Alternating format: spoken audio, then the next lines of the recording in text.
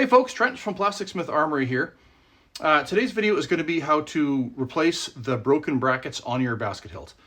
You can buy these brackets from me, and if you buy them from me, they'll come sort of pre-bent to fit this curve here. There's a little curve along here, and you're going to want to fit, because obviously, you know, if you're doing it this way, that doesn't quite work, obviously. So yeah, I'm going to show you how to put these back on here, the easiest way that I know how. And then I'm going to show you an Amazon link so you can buy these ones yourself. What we're going to try today is we're going to try not pre-bending them, because pre-bending them might be a little bit challenging for those of you who don't have access to excellent tools. So we're going to try this. We're going to try this first. We're going to see how it goes. Okay, so the first thing I need to do is make sure that this fresh, brand new basket hilt has the appropriate holes. So I'm going to do that with my my little gauge here that I 3D print and build here at Plasticsmith Armoury HQ. So that should be about right.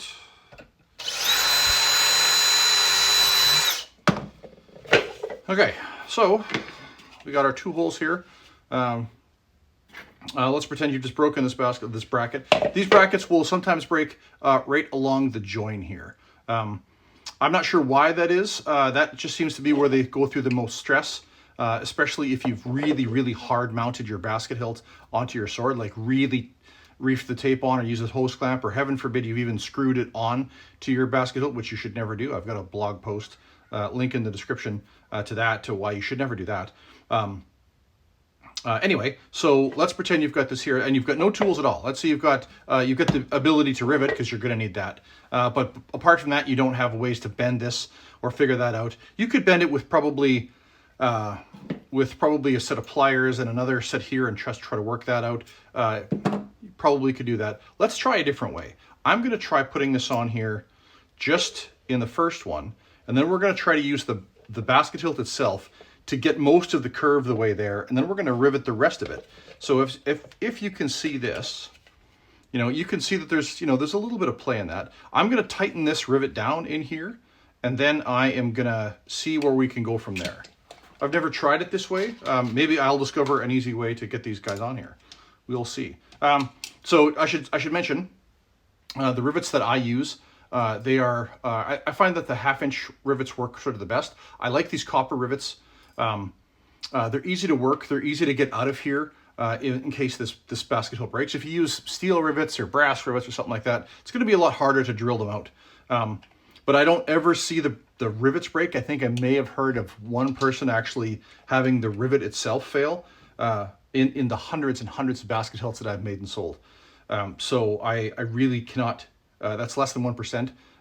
It would shock me if you could have this rivet fail, even though it is just copper. So I like the copper rivets. They're easy to work. They're easy to get out of there if you need. They do the job. That's what you want. So with a copper rivet, you're going to want to set it. I have this little set that a friend of mine made for me, but you can buy these things off of Amazon or Tandy. Maybe I'll throw a link in the description for how to get a hold of these guys. But it's just got a hole here and a little rivet set on this side. So I'm going to use the hole to set this rivet here. So now the rivet's tight. The little burr washer is on there. It's kind of tight here. I'll just flatten that out.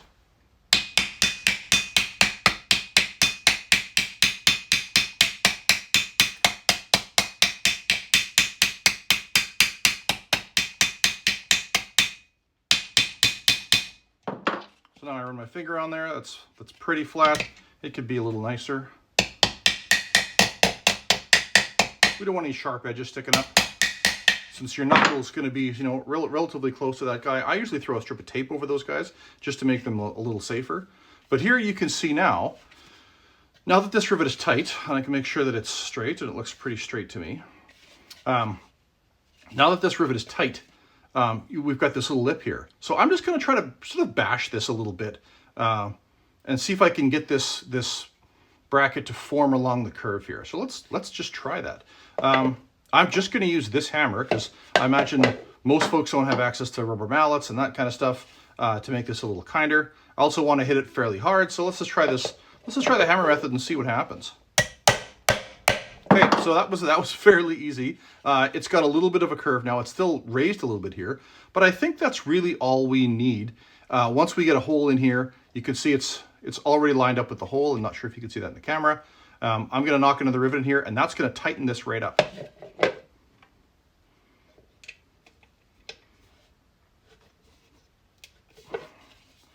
There we go. We got a little bit of meat on the back here to rivet to. So I'm just going to tighten that up.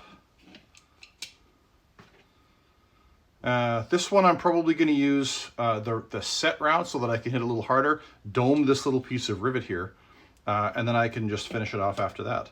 So it's set. I can hit it pretty hard. So you can see that sucked that right in. No problems there at all. And so now I'll just tighten it up.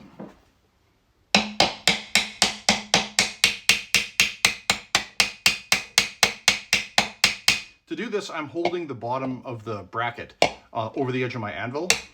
It's just the easiest way. Give it a couple whacks with the flat to flatten it out. And that did pretty well. I don't think I could do that better by shaping it myself. There's maybe a little tiny gap here that I could give it a few more whacks.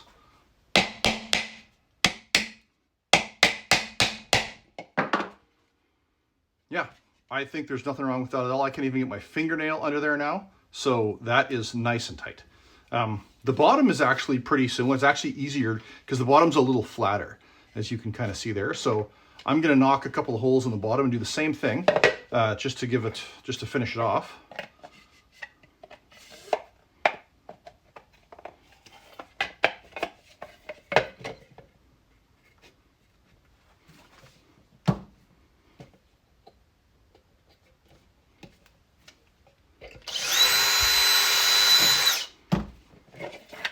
So I just got one hole there. That's all I'll need for the bottom to start. I'll just knock this rivet into here.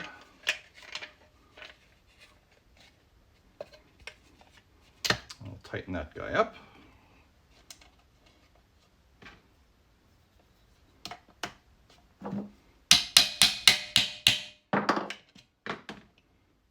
Make sure it's nice and straight.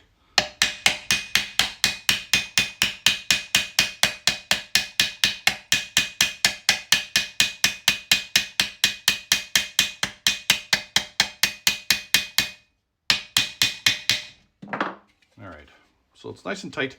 It's on there. I can kind of see, I could probably give it a little bit of a straighten.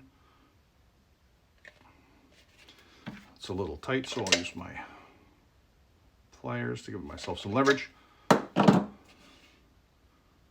And that's pretty straight, I think. So you can see here, again, there's a little bit of a raise, a little gap there. I'm not actually going to worry too much about that. Well, let's just give it a whack.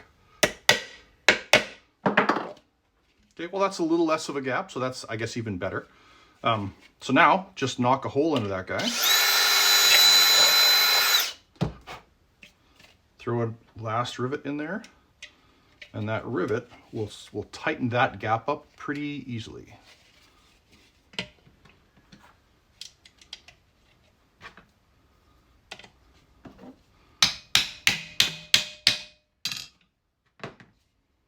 So that did a pretty good job. There's a little bit of a gap. I can get my fingernail in there. So now when I tighten the rivet, that should go away.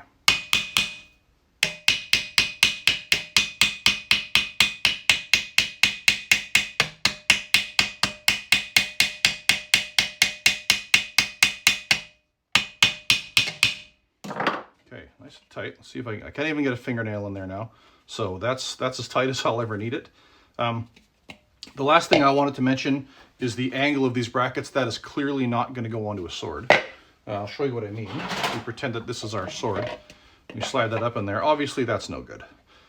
So I'm just going to bend these with these pliers here. These are just a pair of lineman's pliers that I carved the wire cutters out of them, so I can grab onto these nice and deep and just give it a bend. Top was a little bit off. Give it a bend. So now that's nice and close.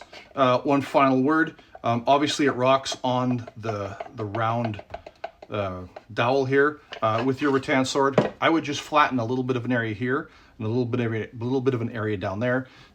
Mark that you know, where it's going to be. So flatten that, and then it'll sit nice and straight on your sword. It won't rock back and forth. It won't put as much pressure on this this little bend here, which is probably why they break partially. Like they're pretty well, if the holes aren't done properly, they're pretty in line with the plastic here. So I think maybe that's what's going on is folks have it rocking back and forth, and it's twisting on that one little weak spot there, and that's where they're breaking. They almost never break down here for whatever reason. They break up here. That's where all that's where all the stress seems to be.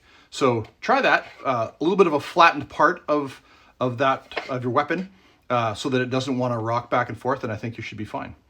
Yeah, that's about all there is to it. That basket hilt's ready for sale now, so off it goes. Just a classic large basket hilt from Plasticsmith Armoury. I hope that was helpful. If you guys have any questions, by all means, leave me a comment. If I ever catch those things, I don't monitor it very closely, but I'm sure it'll give me an email or whatever. Or just hit me at plasticsmitharmoury.com. There's a contact us form. And yeah, hopefully that was helpful. Thanks for watching.